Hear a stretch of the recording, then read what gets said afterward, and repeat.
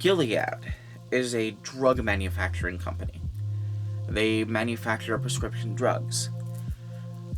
The United States gave them $70 million to develop a treatment for COVID-19. I'm to understand that it's specifically a treatment for the worst symptoms of COVID-19, the kind where you have to jam a tube down someone's throat.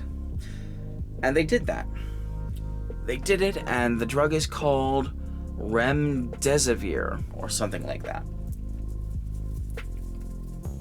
The drug costs about $10 to manufacture, and they are charging just over $3,000 for one treatment. Well, I say that they're charging, but entities mostly within the United States have already bought their entire supply.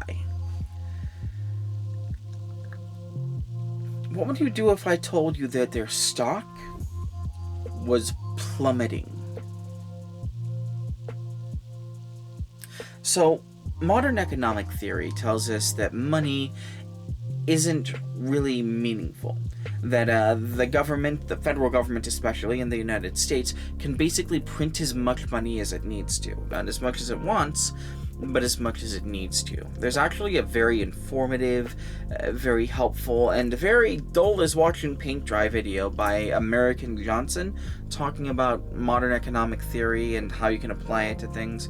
I found it to be thrilling, but I'm an anarchist that's very interested in power structures, so that's literally something that's right up my alley. It might not be up yours, but again, it is very informative, and I would recommend that if you have the ability to concentrate on such obtuse and esoteric information, that you do that. So if we look at modern economic theory, and we understand that the value of money is in that it is able to be spent, a lot of things kind of click in place. And not in good ways. Like, things that you would do to avoid corporate overreach just very straightforwardly don't work anymore. Big example, maybe the best example I can think of, a boycott doesn't work. Because everything that you could possibly buy is owned by like 150 mega corporations. And every one of those megacorporations has lucrative contracts with the federal government. Like, you not buying one product, even a bunch of people swearing off one product, is not going to affect the bottom line of that megacorporation. It might affect the named corporation, like if everyone stopped going to Chick-fil-A, then Chick-fil-A might be in trouble, but Chick-fil-A is owned by another corporation, which is owned by another corporation. And, like, 4 more chains up the ladder. 4 more rungs of the ladder. So, even boycotting something would only solve part of the problem. It would solve a symptom, but it wouldn't solve the actual problem. But there is something that you can do to affect the bottom line of these mega corporations, or any real corporation. And that is to spook the investors. So, do you remember that time that Elon Musk said that a bunch of people in the Philippines who were trying to rescue some people who were trapped in a cave were a bunch of pedophiles, and Tesla allegedly lost like $2 billion? How the fuck do you lose $2 billion? Do you know what $2 billion looks like?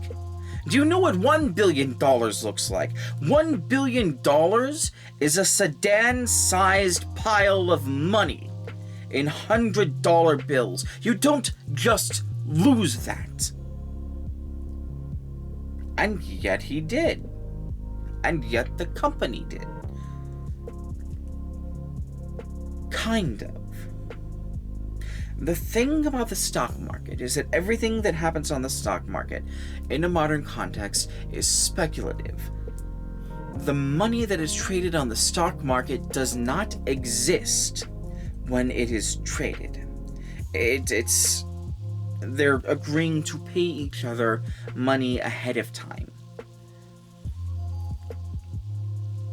So, if you saw, bringing all of this together now, if you saw that the price of Gilead stock was plummeting, and specifically that it was plummeting due to their extortionate price of this drug that they are using to treat COVID-19, what would you do? Well, you'd sell the stock. That's not hard to figure out. And it doesn't take a lot of people selling stock to create a cascading effect, a feedback loop. If you can convince a handful of people that they need to jump ship, and then that will convince a handful more people to jump ship. But how do we do that? Right? How do we convince people that the price of Gilead stock is plummeting? There's a story from about 4 years ago of this kid who would buy stocks, right? Just penny stocks. And then he would go online, talk them up for most of the day, talk about how great the corporation was, how the price was going up, and people would buy these stocks. The price would consequently go up since he was talking them up. I have always been curious as to whether or not that would work in reverse. Not reverse buying stocks. I don't have any interest in the stock market, and I don't know how reverse buying something would work. No. I've always been curious as to whether or not talking down a stock would be enough to see the price go down. And if you can attach specific complaints to why it's going down, for example, the extortionate price of their COVID drugs, it can even be rationalized. So, bringing everything together, what I am suggesting is that we can affect the bottom line of the drug company, the drug manufacturer, Gilead,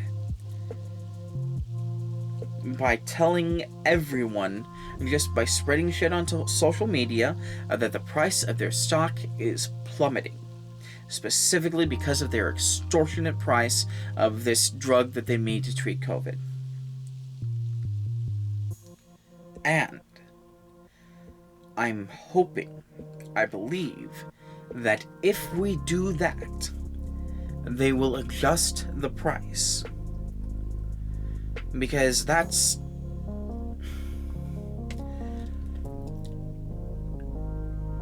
something that would genuinely spook investors. Like, there's fake spooking and there's real spooking. There's, oh, this is something that's gonna blow over, and there's, oh, you went and pissed people off. Withholding medicine in the middle of a fucking pandemic is something that should piss people off. So yeah. Hashtag COVID stock is plummeting, I guess. Spread the word.